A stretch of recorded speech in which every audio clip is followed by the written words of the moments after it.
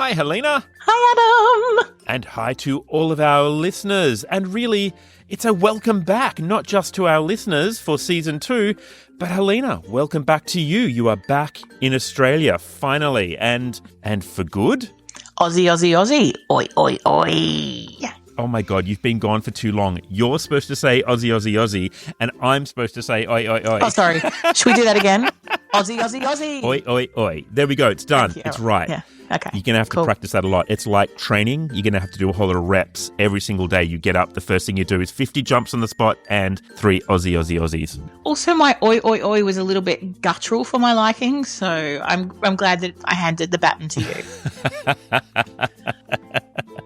So, you're back here in Australia. Mm-hmm. To our listeners who may be tuning in for the first time in Season 2, who skipped madly Season 1, let's assume... Insanity. Let's assume they're going to go back and have a listen. Just to let them know, we like to start each episode by introducing ourselves. So, Helena, over to you. My name is Helena Dix. I'm an operatic soprano camping out on international stages around the world. And for the last 22 years, I've been living and breathing in London, but now I've moved back to Melbourne, so very, very excited. I love to sing. High notes are my specialty, and mischief is my middle name. And I also love dogs and cooking and laughing because, let's face it, life would be boring without it. In case anybody is interested, my middle name is Johnston and my name is Adam Miller. I'm a former opera singer turned producer, writer and director. Helena, you and I have had the great pleasure of working together many times in many ways over the years. And now we've made a podcast together. So we've done our Season 1. We knocked out 24 odd episodes, and now we're into Season 2, which is very exciting. I've got to say, over the break, we've recorded with a whole lot of fantastic guests, and we've got a fair few excellent guests lined up as well. So wonderful. We might as well jump into our first guest today. Who is it?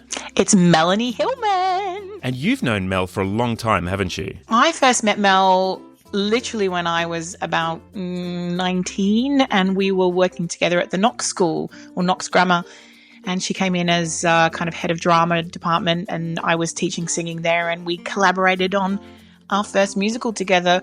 She kind of came in when we did Annie, and so it was like a little bit of collaboration there, and then she went on to do her thing. But yeah, we've known each other a long time. Not as well as you guys. Your besties. Where did you guys first meet? I first met Mel, I think, during Wagner in Paris. I can't remember. It was a parlour show, and she came in as one of our fantastic actors. And then I've worked with her as a director as well, where she's done fantastic work and acted in things and sung in things. You name it. The woman can do anything. Absolutely. Mel is a Melbourne-based performer, director and producer. She is the co-artistic director of Watch This, Australia's Sondheim repertory company, with credits for the company including co-directing Into the Woods in 2022 and directing a reimagined A Funny Thing Happened on the Way to the Forum with an all-female identifying cast in 2023. She's also directed for Whopper and numerous other companies. Shortly, she's returning to Theatre Works with Colour and Light, The Art of Sondheim, from the 18th to the 27th of September 2025. Now, that show is co-curated with Dean Drieberg and the wonderful Trevor Jones, who, of course, we've chatted with in the past on this podcast. As we pick up the conversation, we're chatting about Helena being unwell at the time of the recording, and then we ease into how rehearsals are going for Colour and Light.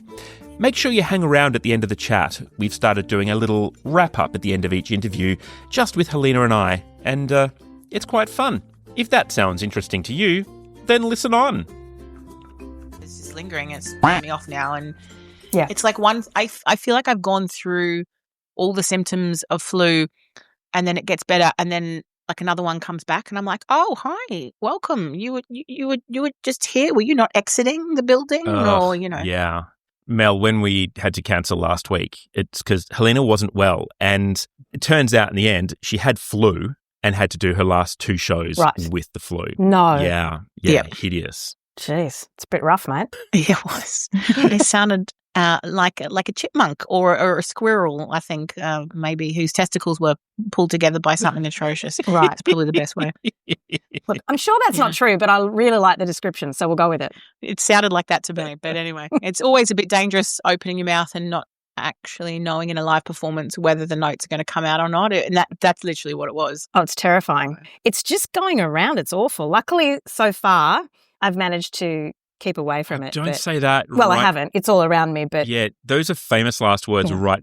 Are you in production now? Yeah. Wow. Yes. Okay. Yes, part-timely in production, but yes, we are. So yeah, don't say those famous last words of, oh yeah, no, I stayed healthy, because you'll be Typhoid Mary coming into that cast going, I'm sick, and now I've got everyone sick, and that's hideous. Everyone's sick, that's right. Yeah, because singers love that. Oh my God. Oh yeah. Hey, how are rehearsals going? Well, they've been a staggered process. So normally when we do a production, we have like a 3-week block of rehearsals, then go into the theatre, do the show. But because this is a revue as opposed to a full staged musical, and because everybody is all over the place, so Trevor, who is our musical director, and I think you guys have already spoken to Trevor. We love Trevor. Everyone loves Trevor. He's in Spain. Yeah, I've seen this on socials. Yeah. So he's in Spain, which meant that he did a lot of prep back in July and early August. And so they've had some music calls then.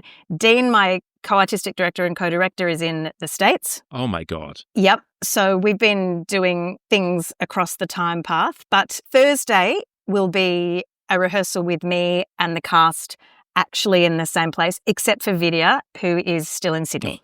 So she'll be Zooming in. So it's this sort of, I guess it's going to become more and more common, but it's a little bit difficult to do musical rehearsals when people are in different places, but that's how it is. So that's how our rehearsals are going. They're in bits and pieces. But I did get a beautiful text from Vids today, just randomly. I was sitting in a rehearsal for a school production that I'm helping out on, and it just said, I'm so excited, Mel. That's all it said. Do you even know it's about the show? Oh, look, it could be just about anything. You're right. It's Vids, but I think... They've just watched the new season of Wednesday. They're really excited about potential for the next season. Could be that. You don't know. I just feel like with Vids, she's pretty she's a pretty visceral human. And I'd say she was just doing some rehearsals and gone, oh yeah, this is really good. So she needed to share it. And I'm like, yeah. Oh, that's fantastic. Hey, so your Sondheim show that's on at Theatre Works in a couple of weeks? Yes, yep. Yes, a little bit less than 2 weeks. So preview is the 18th of September. It's called Colour and Light, which is a quote from Sunday in the Park with George. There we go. That's great. And who's in the show? Well, some fairly awesome folk, I reckon. Vidya Mucken, who I just mentioned. So Vidya's just come off being Eliza in Hamilton. Wow. A small role, nothing major. And she was working, just after that she worked with STC in a musical called Bloom, written by good story, Mel. The guy who hosts Have You Been Paying Attention, which clearly I have not. You know, he's a comedian. Anyway, that guy. Don't worry, we'll edit all this out. This is fine. Yeah, we'll find his name and we'll just pop it in there.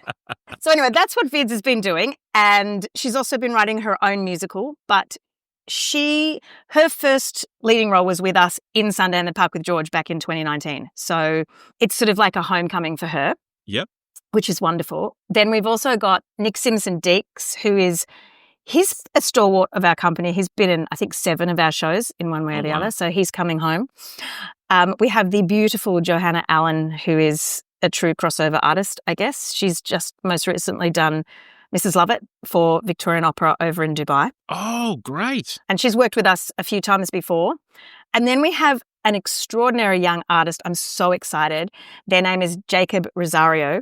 Jacob graduated from Showfit, which is a music theatre school here in Melbourne, went straight into Anne Juliet, then bounced into Dear Evan Hansen, then has just bounced into Kimberly Akimbo and finished last weekend. So Jacob is an extraordinary star on the rise, so we're very lucky to have them in our show. So we've got 4 cast members, plus, of course, Dr. Trevor Jones, who has done all the arrangements, is playing the piano and may have a few little solos in there because we said, you gotta. Because you have to. Really. Yeah. Well, it's sort of it's paying him. We don't pay him in money. We pay him in the odd solo, so he feels good about himself. You pay him in attention. There we go. Love it. That's right. And, it's not a bad thing to have as well. We're very lucky, so we'll say, yeah, we'll take that. So, yeah, that's our cast. It's an extraordinary group of people. As I said, 3 of them are Watch This alumni, and then Jacob is jumping on board as, I guess we could call them our guest artist, but yeah, it's pretty cool. So tell us about Watch This, because it's been around for a while and you've done so much incredible work. Yeah, so we started, our first show was in 2013. I guess it started probably back in 2011, 2012, which was this great idea that why wasn't there any independent music theatre companies? And secondly, why wasn't there a Sondheim repertory company? And then you discovered why. Yeah, we really have discovered why over the years. Because it's a stupid idea. It's really hard to do. God. What a dumb thing to do. Oh, but it's amazing what you do. We love it. Oh, thank you. We love it too. And yeah, we've done 10 main stage shows, 3 tours around Victoria, touring a main stage show, which not even the big commercial companies do. So we are that stupid. Yeah, and we do the repertoire of Sondheim. That's what we do. And I think the reason that we get really high quality professional artists is because everybody wants to do Sondheim. Yeah. And the thing that Watch This says, and this is not a criticism of anyone else, but we pride ourselves in taking Sondheim, looking at it through a contemporary Australian lens, and through the lens of Sondheim himself, who always said, I want actors who can sing. So we really lean into the humanist side of Sondheim as a writer, when both his music and his lyrics are just, they're universal because they are humanist stories. They're not, Sunday in the Park with George is not about George Seurat, the artist. It's about all artists, and we can see ourselves in this art. I mean, there's nothing historically true about the story. Sondheim just went to the art gallery, saw the painting and went, I wonder who those people are. Wow. And then wrote a story about it, and we got Sunday in the Park with George, So he's been called music theatre's Shakespeare, which sounds quite dramatic, but I think what people mean by that is that you can take his work and put it anywhere and do anything with it, and it still speaks to people. So talk to me about this uniquely Australian lens, because I'm fascinated by that. And I'm going to pick your brain later on about a funny thing happened on the way to the forum, because I loved that show. My family loved that show. I took my kids to see it. Thank you. And there was this conversation of going, it might be a little racy. Are the kids going to appreciate it? And they still talk about it. They absolutely loved it. So I'm definitely going to come back and fangirl at you about that later on. But in the meantime, I really am interested in this unique Australian perspective that you put on these Sondheim works. Yeah. Well, we don't wear a Kubra hats or anything like that. So no one panic about that. But basically, what we do is we always choose the show that we're going to produce by what's sort of happening in the world around us, which is not unique. I'm not saying that not everyone else does that. People do. But sort of look at what we're experiencing at the moment. I mean, I think the greatest example of that was when in 2020 we decided to do Into the Woods. We had originally programmed that thinking about the political landscape at the time and how it felt unsettled. That was Trump's first time that he was in, and there was just a feeling of unrest, I guess, through the Western world in a way. And then, of course, little did we know, we joke actually, we launched that show on Friday the 13th in 2019, and we said at the time, oh, this is sort of cool. And then, of course, by March in 2020, nothing was cool. Oh my God. Yeah. We held that show for almost 2 years. We finally got it up in January of 2022, which also happened to be the Omicron wave. But what it did was it actually really galvanised not only our cast and our people, but I think just Melbourne theatre, that there was actually something on. There hadn't been anything on for a very long time. I mean, it was pretty funny rehearsing in masks outside. And, they were the days when you had to test every 2 seconds, basically. So, and there was no tests. Remember that? You had to sort of beg, borrow and steal on the black market. Anyway, but when we finally got to do Into the Woods and we were sitting in that act 2, so many people just sort of said how it spoke to them, because we really try to look at casting in a different way, look at the storytelling in a way that I guess our audiences can understand. Yeah. So yes, other people have cast people of colour as the witch because the witch is a very othered character. That makes sense. But we had this, believe it or not, the very first baker's wife of colour ever recorded that we could find. Oh, wow. Yeah. And I mean, it happened to be the extraordinary Miss Fiona Choi. So, oh, wow. There's a gift. Yeah, because Fiona is amazing. But it was interesting how, and that was just cast because it was Fiona, not because of how she looked or anything like that. And I think that's what we've always tried to do. And I know that at the moment it's well, it might not be so cool to be inclusive at the moment, but I think it's fine in Australia. Am I right? You know, just putting your producer and director's hat on. Australia still has a different sensibility to the States, right? We know in the States that there is a sensitivity and a distaste for DEI and woke and all these things.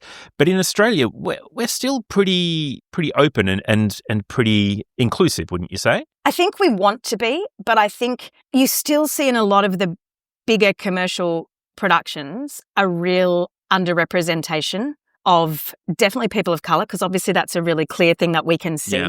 It was funny, I had a conversation with a couple of people about even gender. And I said something like, I got an opportunity to go in and sit in a show. And they said, I applied for that and I didn't get it. And I sort of, was trying to be a bit humble. And I said, well, it might have been because I was a female and there was males on the panel. And this person who I was talking to happened to be a man, said to some other guy standing behind there, see, she agrees it was because she was a chick. Oh my God. And I just had to say, I said, no, I said, what I'm saying is that it's really important that different people tell different stories and who's telling what story. And, I'm a white middle-aged woman, so I'm quite well represented, but it's always about what voices we have in the room. Yeah. And so I think, watch this, because we were founded by a woman of colour, I think without even realising it, we've always been really big on who's telling these stories. So the Australian lens comes into that is, what does this story mean to us right now? It's not about what does it mean, back in the 70s or 80s when it was written. What does it mean to us right now? Because when you do something like Sunday in the Park with George, for example, the second half of that show is set in the 80s. And when it was written, it was of exactly that time. So it was supposed to be the first half is in the, this time, the 1880s, and the second half is in the 1980s.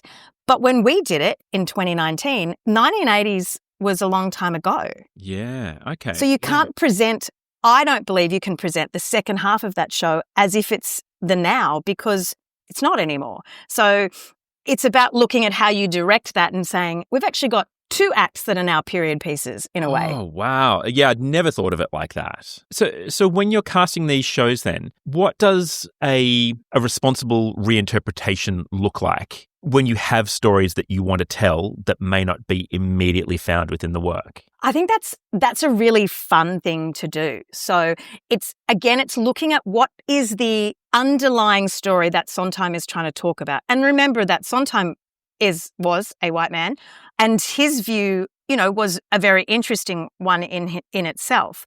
But the way that he wrote these characters is really open to interpretation. So when we're looking at the casting, it's like, well, what is this story about, and what does it mean to cast someone who looks or sounds or behaves that way in that role? So again, in Sunday in the Park with George, well, we were talking about Vidya earlier. Now, Vidya played Dot in that production. And we even got reviews saying it was silly to have a woman of colour as Dot because there weren't any women of colour in Paris in the 18. And you're just like, well, of course there was. Yeah. That's such a crazy thing to say. But what does it mean for us as an audience to see a woman of colour in that position? Because it is a slightly different story. And whilst we love the idea of being colourblind audiences, I don't think that exists.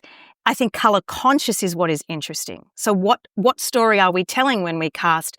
So when we did Into the Woods, I cast a girl as Rapunzel who would be classified as a plus size girl. Okay. I say classified because, she's absolutely drop dead gorgeous and can sing like an angel. But what was interesting when we did that, one of the first reviews we got was from a woman who also considered herself plus size. And it was such a beautiful thing. She wrote and she said, I have never seen myself cast as someone who is supposed to be young and beautiful, and it made me weep. Wow. Oh, that's incredible. And I think, and correct me if I'm wrong, but I think, maybe it happens more often in opera, but it doesn't, the tradition of music theatre has always been try and be as skinny and as beautiful in a very certain way, and that's all that we see. And to the joke that people always, used to say, when you hang out with music theatre people, you just always feel like the ugly one in the room because they're all so beautiful. Yep. But again, you have to go back and go, but what is that beauty? Like, that's a beauty that someone has decided is beautiful. And when we had Caitlin Spears as Rapunzel, like, she is a beautiful girl and she sings like an angel. And why couldn't she be Rapunzel? Yeah, well, of course. And why couldn't her mother be a Maori woman? It doesn't matter. I mean, I myself come from, my sister is adopted and she is brown. And so it's never really crossed my, that's, families look like all different things. So by, I think, casting in that way and saying, what story am I trying to tell in this modern world? And with the words and the music of Sondheim is I guess what we're trying to do.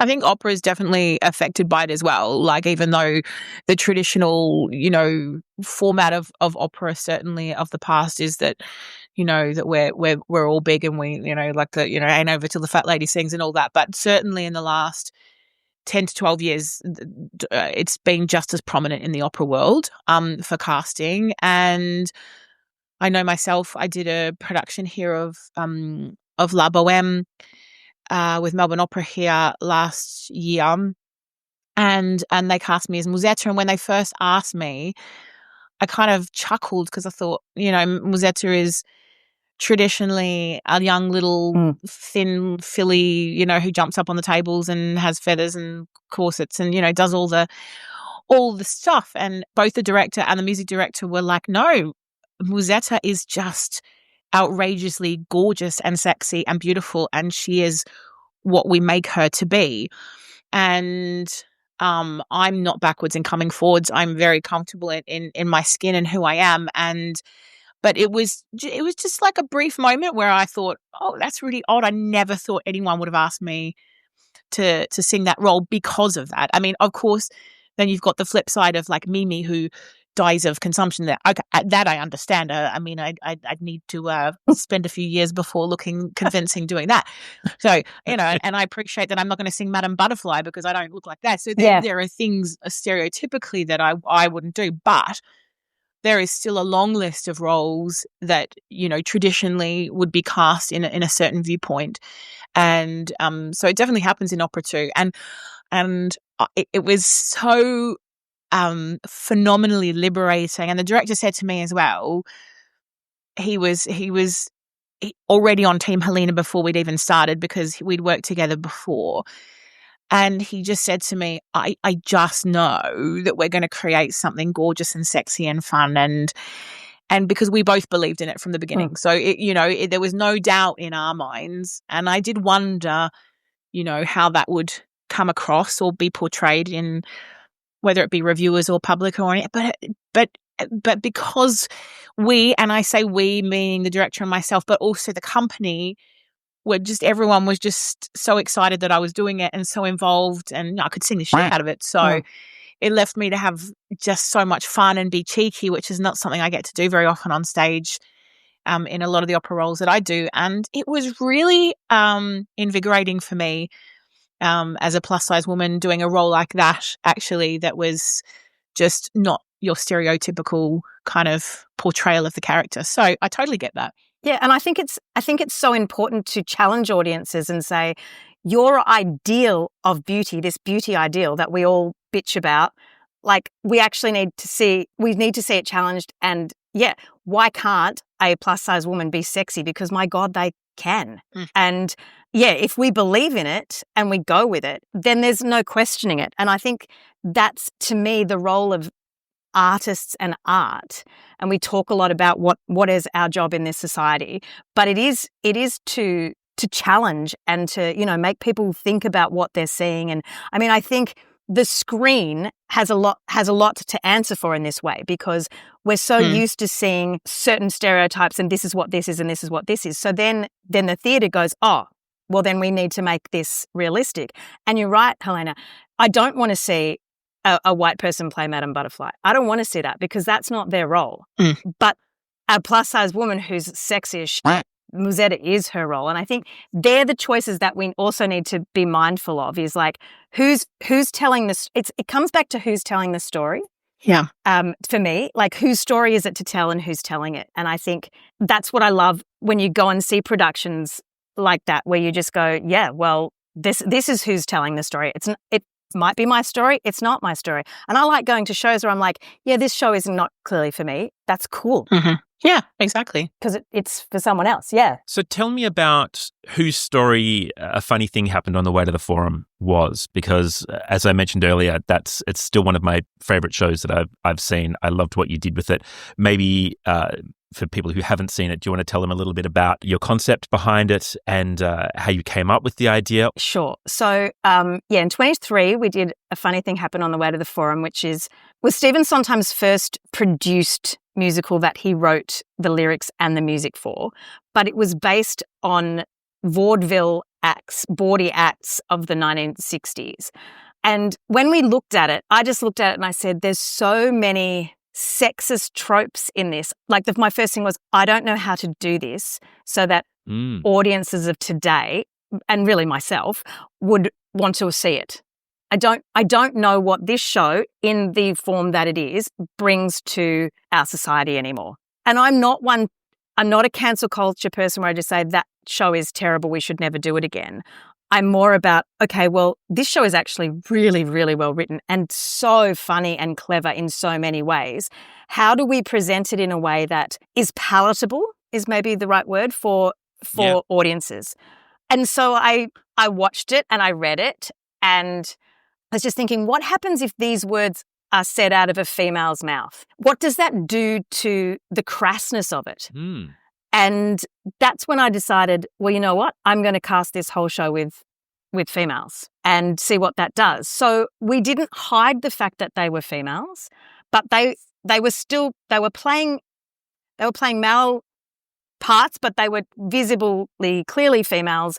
We didn't change a word, and we just talked about the power struggle, because all of the characters in that show, to be fair, are stereotypes. All of them. It's not just the female characters. Yeah. But what I found interesting about that is that the male characters, generally speaking, were still they were the heroes. They were the ones that, did all the... I mean, Sondheim's version of that story was that the slave was the smart one and the winner. That's how back in his time in the 60s, that was the story he was trying to tell. Right. And so I looked at it and I'm like, but isn't it interesting that there's two female characters that actually get to speak, and that is, one of them is the crone, the horrible screechy crone, and one of them is my favorite stereotype, which is the virgin prostitute.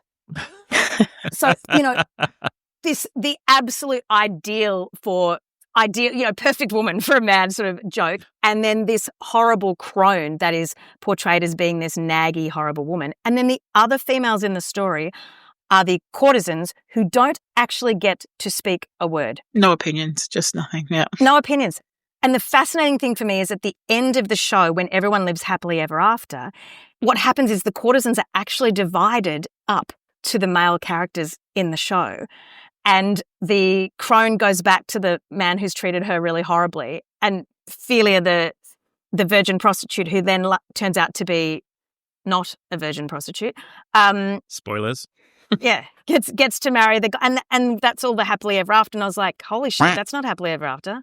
So I just flipped it and I thought, well, why is the crone a crone? Because actually when I read this, she's actually a woman who has a useless husband, a philandering husband, a cheating husband, a simpleton for a son, and she's trying to run an entire house, and clearly a very dominating father because he was very high up in the armies. And I thought, so actually, she's just all my friends who's trying to just juggle everyone else's shit and keep things going.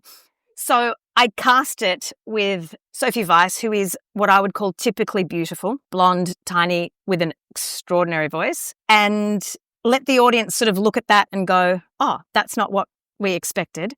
And we just changed her song a bit so that it's this sort of naggy song, that lecherous, lewd, lascivious, loathsome, lying, lazy, dirty old man of mine are the words. It's such a great Sondheim song, but actually made it a heartbreaking song in that I love this man and he doesn't see me. So we did that with that. And with the courtesans, so I had one actor play all of the chorus. Yes, which I loved. God, that was funny. It was funny. So good. Because it really lent into that physical humour, because that's the other thing too. This style of that real vaudevillian physical humour is sometimes can be jarring to modern audiences. We don't really know, like it's because it's quite clown-like. It's big and we're so used to, again, that little, that really subtle minutiae stuff. We're like, oh, so to have one character sort of running from part to part was gorgeous. And she played the courtesans one at a time as they came out. And then the rest of the time they were represented as stone Greek statues that basically didn't wear anything and were wheeled around the stage with, sashes on. Because again, I'm like, that's actually what they are. They're not real people. Yeah. And so we just played with all that. And even all the female artists that played the male parts, what did it mean to say some of those things that they said? And, still play with, my two leading, again, my young lovers were both plus size women who are both stunningly beautiful, but again, just pushing that idea of what beauty is. And just constantly just pressing on little things and seeing what that says. And I'm going to be honest with you, Adam, I'm so glad that you loved it, but some people didn't. I'm fascinated by that because that was one of my next questions was what was the critical response? Because I have to say I didn't see any of the critical response at the time, but I'm fascinated to know what other people thought as well. Because like I said, I went with my family. They lost their minds. We still talk about it. But I'm interested in what the critical response was, what the response in the room was, like how working with those performers, how they responded to probably some quite different subject matter and subject matter input, and then kind of what that meant for the vibe in the room. So yeah, those are my three questions. Okay, good. All nicely bundled up. Thank you. Look, most people loved it because I think because we didn't change a word, we kept. Well, you weren't allowed to change a word. Is that right? Like the license wouldn't allow it? Well, that's correct. Yeah. No, I would have had to have applied for every word that I wanted to change to be done. Wow. God, that's so hard. Because I heard your concept. I went, how do you even make that work, knowing that it would have been almost impossible to change anything in the Sondheim canon? I was shocked, but it worked so well. Yeah, no. Well, I think the reason that I actually really enjoyed in the end not having to change a word because it was about letting these words come out of female mouths. So there's that one moment where Senex, who is, the horrible philandering husband, says, never get married during a total eclipse. And in the past, that's that sort of waka waka, fella joke. And it was wonderful because every night when Kathy delivered it, the whole room sort of went, ha ha, ugh. And there was this audible like, oh. And so many females came up to me and said, I can't believe we used to put up with that shit. And I said, but the thing is, right, you don't want to get rid of this because the writing is so clever. It's so witty. The speed, there's so many great things in it.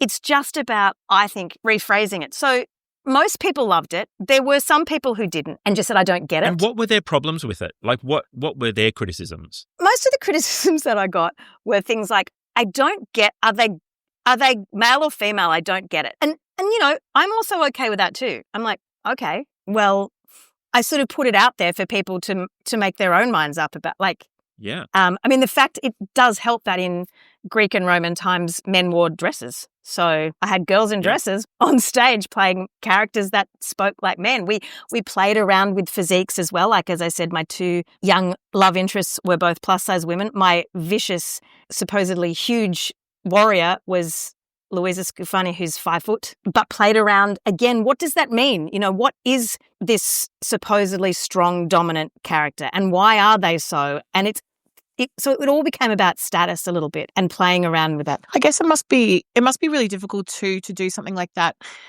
because you'd have to have a very strong production direction team with very strong visions about your choices and the reason why you're doing it, because otherwise, just playing devil's advocate for people who are like narrow-minded and come to the theatre and maybe don't enjoy things that are different, you know, in any capacity. Those people are going to be looking to say, oh, well, they're just doing it to be different. Like it's just to be different. It's like talking about, like in opera, like we joke about Regie Theatre all the time, like the German Regie Theatre all the time, because it's, it's Das Concept, and, it's like, oh, they're just doing it to do something different. But then you get a production that you're in as a singer. I know myself, I've done some things where I'm like, oh my God, like what? And at the beginning, and then I'm so invested in it by the end, because the actual idea of it and like what we're committing to it and stuff is fantastic. But I'm assuming that would be tricky as well, to come in and just to make sure that everyone is on board with what it is, and it's not just, because you're trying to reinvent the wheel, but it's with passion that you're talking about, and this is why, and not just, just because we can, I think that's such a really important point, Helena, because you do see shows where you're like, you've tried to squeeze this concept onto a show and it just doesn't work. Like, you have to look at, in the end, what is this show fundamentally about? And then can I put my concept on that without taking away what the show is saying? I think that's the key. That's why it's interesting hearing you talk about it, because at first when you were like, oh, and I wanted to put an Australian lens and stuff, and you're going, oh, okay. But then when you're like, oh, because you bring this up to modern times, like, what does it say and stuff? And you're like, that's actually really interesting. But from some people's point of view, who would go, just be like, oh, well, okay, all you're trying to do is just reinvent the wheel, but if it's got so much thought posed, behind it, then that's when it becomes really interesting. Yeah, and I think, again, you're right. You've got to be really firm on what you're saying, and you've got to make sure that what you're saying fits with the script that you're using. And I do see sometimes in all forms of art, whether it's theatre, opera, music theatre, whatever, there's a desire to fix things. Yeah, and I'm like, well, for a start, that may not need fixing. There's nothing wrong with lots of things. What is the story saying? You can't change the story. You can only change, the lens in which you're shown it, or something like that. I think that's the key. And you know what? Sometimes we do things and we have the best intentions, and still you look at it and go, yeah, that didn't quite work. That didn't quite read, because if you're fighting so much against the text all the time, I think you're going to end up going, yeah, no. And also, I do think that sometimes, whether it be directors, performers, whoever, we can be so caught up in what we're doing artistically and intellectually that it doesn't actually necessarily read, So, you're in the room and you're like, oh, it's the best thing ever. And then you put someone in front of it and they're like, what? And I've said this to directors I've worked with a couple of times. They're like, oh, could you try this, Helena? And I'm like, okay, that's really clever what you're telling me to do, but we have to it still has to be obvious. It still has to, not obvious, but it still has to read. Otherwise, what's the point? Then it's just us in the room thinking we're all really clever, Yeah, I always say that we've all drunk the Kool-Aid, We're in this, we're like, we're loving this stuff. But what I always do, and I found it really helpful, is at different stages of the process, invite someone to come in. And whether that's, so, for Forum, I across the 3 weeks rehearsal, I definitely invited a couple of people of colour to come into the room, even though, we had people on the creative team who were also that. I invited a couple of males to come into the room. And like I said to them, I don't want you to tell me how to suck eggs, but like I might ask them to look at something specifically, but I also might say, what is this saying to you? Because for exactly that reason, Helena, is that, how much fun is it as a creative to go down those fantastic ideas and go, oh my God, we could do this and this and this. But in the end, it's like, what is this? What is this piece? What is in it? How much can I mine? And how much am I just layering stuff on top that isn't really going to work? And, that's hard. And I think there are certain stories out there that don't work, or that in the wrong person's hand. I did go and see a ballet this year that I just walked out the end of and went, I don't know what that was, but that was not the story that I thought it was going to be. And I love, ballet is actually my favorite art form. I will usually cry. It's just, I can't imagine how amazing it must be to express yourself with your whole body and have, I just love it. But yeah. I do it regularly, but no one pays me. I do it and people pay me to stop. Yeah. I worked with a director who asked performers to do something, and we said, but we're actually singing like the complete opposite of what you've just asked us to do. So could you tell us why? Like, how do we make that work? And the answer was, can you just do it? Can you just we were like, it's not how it works, like it's like the time that someone asked me to sing O Mio Bambino Caro at their wedding, and I said to them, even though it's really beautiful and stuff, I get it, but she's also talking about jumping off a bridge and killing herself. Yeah. And the bride said, "Oh, don't worry about it, love. No one speaks Italian anyway. When you get to the bit that's like dead or dying in Italian, just smile." So like smiling away. Oh. Love that. So Mel, as a performer, of course, you're a performer as well as a director and a producer. How would you handle that situation that Helena just talked about, when you have a director come to you and say, go against the text, go against what you know to be the truth within the piece? Yeah. I guess for me as a performer, my big thing is to constantly be asking annoying questions like that, but also sitting there and going, what's the subtext? Because are you asking me to play subtext, or are you asking me to play just against the text? Because in the end, and I don't know what it's like in opera, but in the end, in theatre, the director is always you have to do what the director says. Really. You might get on stage and then do your own thing, but that's the last time you'll work. Says the director. Wait a minute. I know. Here we go. I shouldn't say that. Cut that out. But if you trust the director, because I always say this, as a director, my job is to have the overall picture. The actor or the performer's roles is like a puzzle, and their piece has to be perfect and mined and all the nuances there, and then the director takes the pieces and puts them together to create the puzzle. So if the director can't see the puzzle, then that's a problem. Sometimes the artist may not be able to see the puzzle because they're just looking at their piece. So it's the director's job to then explain the puzzle, so explain how their pieces fit in. If then as the puzzle piece goes, but my puzzle piece is this shape and you're trying to squeeze me into this shape, you just have to hope that you have enough creative understanding to discuss that through and see if you can at least find out why the director is asking what they're asking, or better still, change the director's mind. Yeah. Be good to know. Because sometimes there are some wonderful, wonderful examples of, like in film, watching people play the subtext, play exactly the opposite to what they are saying. And it's like when you watch it as an exercise, there's a scene in Girls. I don't know if anyone's seen Girls, but Adam Driver and the girl who's the star, good story, Mel. They're sitting in a cafe and they're talking about, so the words are saying that they're going to move in together, but actually it's a breakup scene.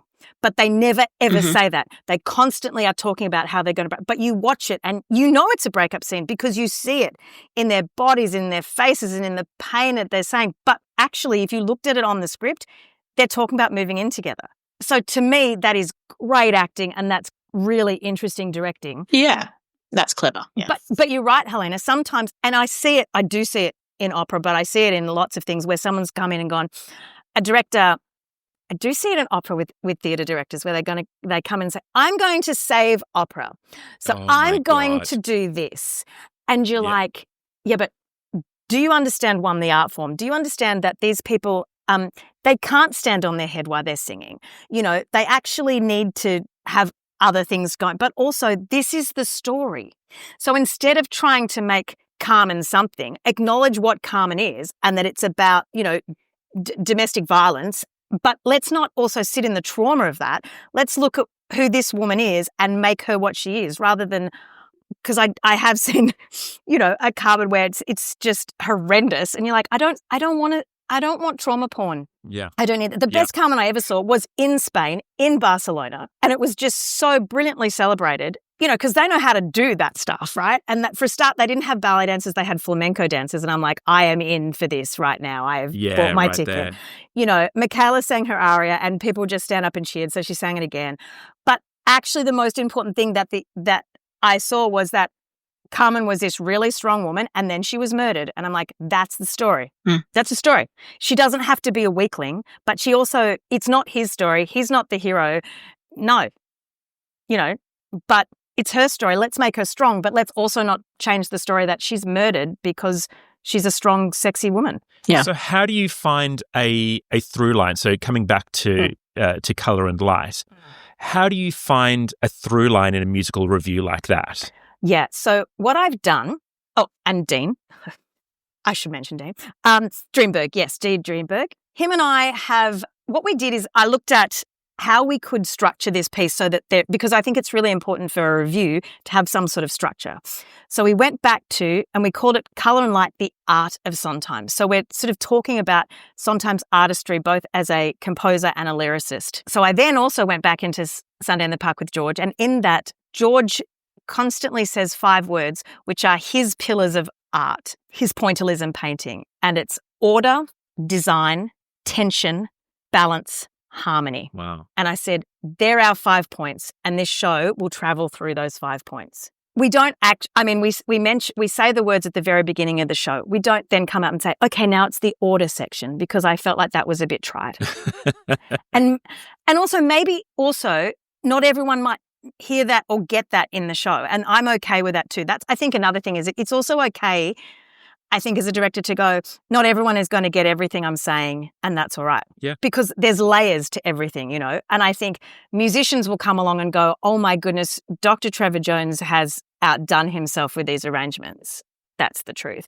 But you can also come along and go, oh, that's a funny song. But then I look at the arcs of the 4 singers in it. So it's really important, I believe, for performers, and these people are actors as well as singers, to have a logical arc through this show. So it's not just now I'm singing this song, now I'm singing this song. And again, it won't be a really clear, visible arc. It will be for these actors to go, this is my journey, if we want to use snazzy catchwords, from beginning to end. This is where I start and this is where I finish. And so this is then how I travel through. And it meant too that we put the show together, and then we jigged a few things around, because we looked at one of our characters and went, that doesn't work. He can't sing that song here because he's already sung that there. And then we flipped it around. So it was actually a really enjoyable process to build this show, because, I mean, like, we have this treasury of song, but it's not just about here are some good songs. It starts like that. It's like, what songs do we want? And we all sort of put in our suggestions. And then from there, we looked at what tells this story. And it's not a clear, linear, logical story time, because also with rights and stuff, when you're taking songs out of musicals, there's a lot of restrictions. Like, you're not allowed to use any of the words from the musical, like speaking words, doing a scene into it. You're not allowed to wear costume of the character that you're doing. So it's quite decontextualized, so to speak. Wow. I didn't realize that. I'd never considered those constraints that you'd have. Yes, they're all pretty strict, because otherwise, you know, you may as well do the show, is what is their thinking, and fair. Okay, and Sondheim himself has written his own reviews, and there was, in fact, a long time where you weren't allowed to make your own review. You had to do the ones that Sondheim himself had written. But that seems to have... Oh, like Marry Me a Little. Like Marry Me a Little, that's right. Yes. And putting it together and side by Sondheim. Like, he's got a few going. But that seems to have lifted, and so we sort of thought, gee, as a Sondheim repertory company, we really should be doing our own review. So that's the way that it's structured, and that each character has their own, I guess, journey, as I said, through the show. Do you find that now this might be a completely controversial statement, because I know very little about Sondheim. I obviously I know the pieces that you're talking about, but I'm not someone who's, you know, super familiar. So, controversial question: is Sondheim to music theatre like Wagner is to opera, in the way that it attracts like a special breed of fans and people who appreciate? Yeah, because, you know, I started my career not knowing which direction I'd go, and I won this award, and I went to Bayreuth and I did Wagner stuff, and I just found the people like batshit crazy but in the loveliest of ways. But like literally, like I went to a coaching with someone who was like, and do you hear that motive? That motive is Wagner's instruction from installment number 2 in the Ring on 7. And I was just like, who are these people? They remind me of like, people who love Star Trek or something. So is Sondheim kind of... Wait a minute. Don't you go knocking Star Trek now. I'm not knocking it. I'm just saying there's a special breed of people who get obsessed with this kind of stuff. Like, and obviously Sondheim is so clever and in the way that, he writes. So is it that? Is it a bit of an institution? Do you have these kind of super fans? And how do you bring in people maybe that... you've answered that really. You bring in other people and interest by making things accessible and real to us, so that people can really feel and understand the beauty and the greatness for what it is. Yeah. Look, I think there are definitely some crazy Sondheim fans, and I don't know if they're as crazy as Wagner fans, because that might be extra special. But I think it's pretty special. I think Sondheim has, like, artists want to perform him. We've had people like Nadine Garner, like Anne Wood, really top musical theatre people, and now there's people in our show. No one's more popular than Vijay Markan at the moment. Artists want to perform Sondheim because, a controversial statement, not all music theatre is good, right? And especially in commercial music theatre, it is sometimes bad. And we do it because it employs us. Yeah. But Sondheim is good, and it's good for the artist. And not everyone can do Sondheim because it's hard and it's musically challenging, and like seriously, the man is, it's difficult. But for people who love it, so the artists love it, there's definitely fans who love it. Yeah, and there are some crazy things. And, so sometimes, like with Forum, some people went, maybe don't mess with the classics. But most people went, no, I really like that. And a lot of people said to me, that's the only way that show can be done from now on. Absolutely the only way, which isn't. I would agree. Yeah. I would genuinely agree. I think I would be disappointed in any other production of it now. But I think, Helena, there are definitely Sondheim fans. And, you see so many contemporary music theatre writers like Lin-Manuel Miranda and, all those people who everyone just says, oh, well, Sondheim, like we all owe where we are to Sondheim. And I always say, right. So there's a pedestal. Yeah. And as far as the writing goes. Yeah. And even things like, Sondheim was putting rap in his musicals back in the 1980s.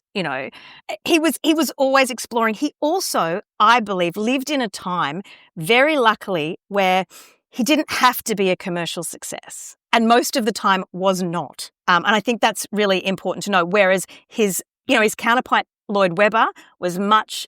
Whether he had to be, I don't know, but he was much more interested in being that commercial success, that sort of mega musical of the 80s, which, let's be honest, some of them are extraordinary, but some of them aren't. Sondheim was never, ever interested in that. So, because he was wealthy and didn't have to be, and was really interested in creating art, which, as I've learned mostly throughout history, it was wealthy men who made art because they could. But on the flip side, he made bloody good art, so... That's okay. So we'll give him a pass. Yeah, he was we'll let him. Damn good. Yeah. So in Colour and Light, what are our newbies and what are our superfans going to be listening out for? Yeah, well, you can't do a Sondheim show without some of the classics. Like, you can't do it without Being Alive from Company. I think that's great choice. Yep. But again, instead of doing it as a solo number, we're doing the 4-part harmony one from Putting It Together, which was one of his reviews. Oh, yeah, amazing. Yeah, it's beautiful. And then, we've done some medleys as well. We have a medley. I haven't decided what it's called yet. At the moment, it's called Seduction Medley, but in my notes, it's called Predator Medley. I will not be calling it Predator Medley, but, it's got songs like Hello, Little Girl and Pretty Woman in it and stuff like that. Okay, well, that's a Predator medley. It's a Predator medley. But again, the way that we're directing it is we're actually going, much more interesting is this to decontextualize this and see we have Jacob singing Pretty Lady, which is a song from Pacific Overtures, which again can be quite predatorish. It's like, hey, and I've turned up in Japan and I'm perving on you and do you want to come for dinner?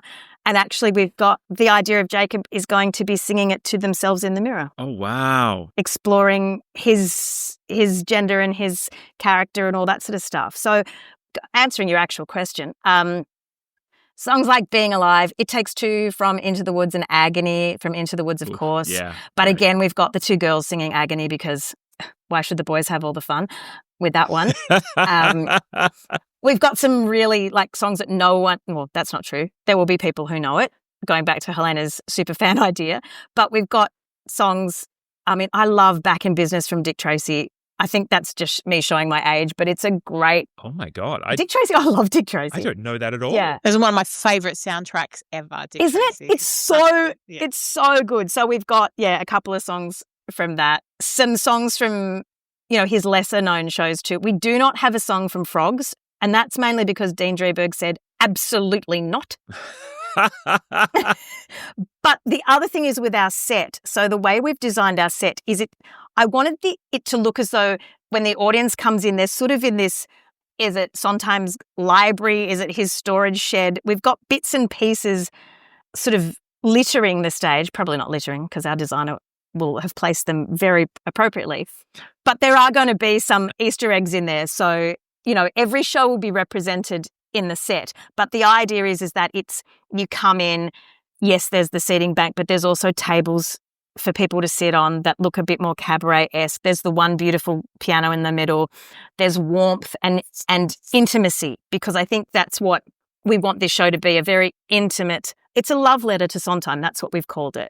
So we've and then at the end we've said, fall in love all over again. Oh, I love that. Come back and experience these songs, how beautiful they actually are. Yeah. And Theatre Works is a perfect venue for that because it feels like it can be really intimate and really connected as well. Yeah. It's great. I agree. And it's good. It's also interesting to mix with Theatre Works. They do a lot of different shows. So we're also hopefully opening ourselves up to people who may not necessarily come to a full-blown Sondheim musical go, oh, okay, well, that's on. Let's go and check that out. So, yeah. Oh, that's great. Look, Mel, thank you so much for coming in and chatting with us today.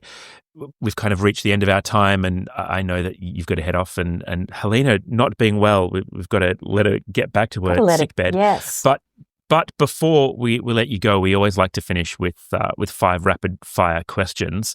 Are you up for our 5 rapid-fire questions? Yeah, I'm doing my best. Okay, we love it. Great. Helena, do you want to take it away? Sure. Can you juggle? Yes, but only 3. Oh, that's great. We'll still count it. Okay, great. Anything more than 3 is crazy. Yeah. Have you ever busked? Yes. Oh, great. So good. Very good. Was it successful? Well, I was in high school with my sister and we sang on the street and everybody knew us. So, yeah, it was pretty successful. We made some good coin. There you go. If you didn't do your current job, what job would you love to do outside of what you do now? Is that outside of all of the arts? All of your artistic stuff, yeah. Okay. I would like to be a pilot. Ooh. Oh, that's really cool. I thought you were going to say pirate for a minute. No, I was like, okay, Also that. But pilot, I can see as well. Yeah. A pirate pilot. Yeah. Yes.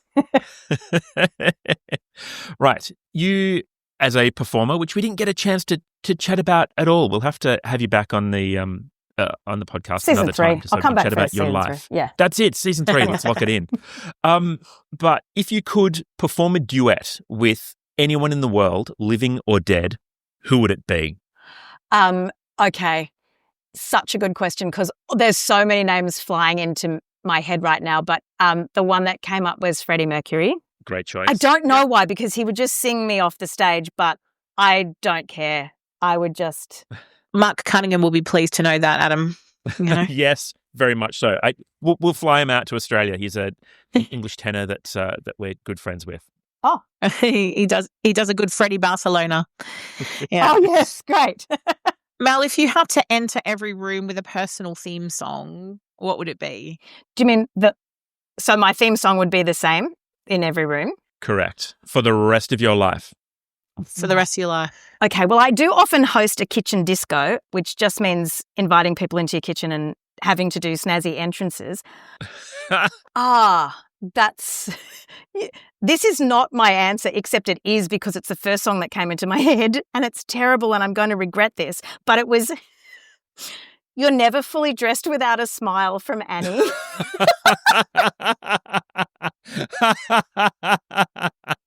I love it. So, that might drive me to an early grave, but it was just the thing that I'm like, da, da, da, da, da, da. You're never fully dressed.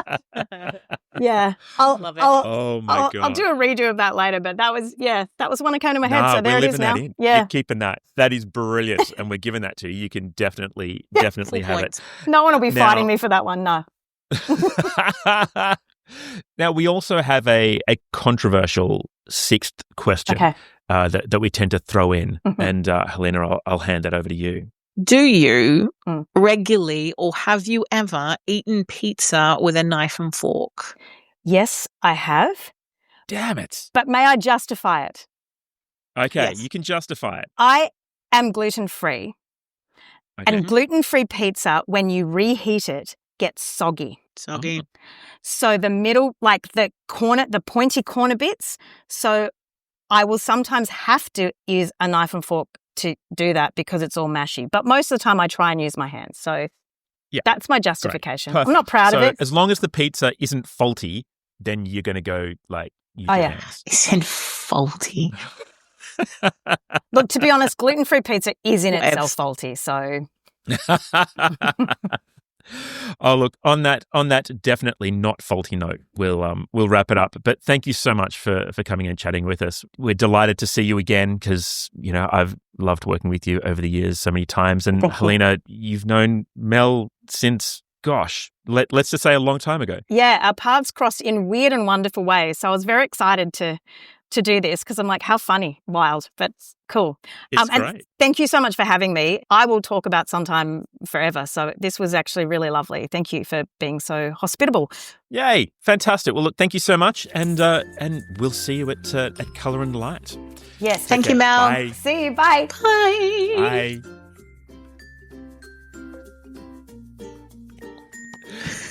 Oh my God, that was so much fun. I really, really enjoyed chatting to Mel. I had this vision that we were going to talk about her life as a performer and then her life moving into directing and producing, and then we all just nerded out about Sondheim. So that was pretty much it. No, it was absolutely great. And actually, really, I learned quite a lot as well, because it's not really my stick, and I just love hearing people from different forms of art just talking so passionately about what they do and providing so much insight into that, It should totally be your shtick. Honestly, Helena, Sondheim is your jam. You're such a good musician and he writes such beautiful music. You should be doing Sondheim. It'd be awesome. I think that's the reason I've not gotten into it overly in the past, because I've worked with music theatre singers quite a lot myself as a teacher, because I can't play it. Oh, so if I can't play it, if I can't just do umcha and go along with it, then I'm out, But you're right, it's a whole new appreciation level. Oh my God! And I've got to say, you're a hero for this episode. You are just out of the. You've just finished the season of Magic Flute in Adelaide. You are sick as a dog. Right. You, of course, end of the season, you've got flu. You've just moved. You've just come back from the UK. You landed 2 days ago back in Melbourne. Mm-hmm. So you're a champion for powering on with this one. So I'm not going to keep you long, but I just thought it was nice to do a little wrap up at the end. Yeah, no, absolutely. And of course, next week we have got the absolutely amazing Ben Northey. So everybody tune into that one. Absolutely. And in the meantime, have a great week. Bye. Bye-bye.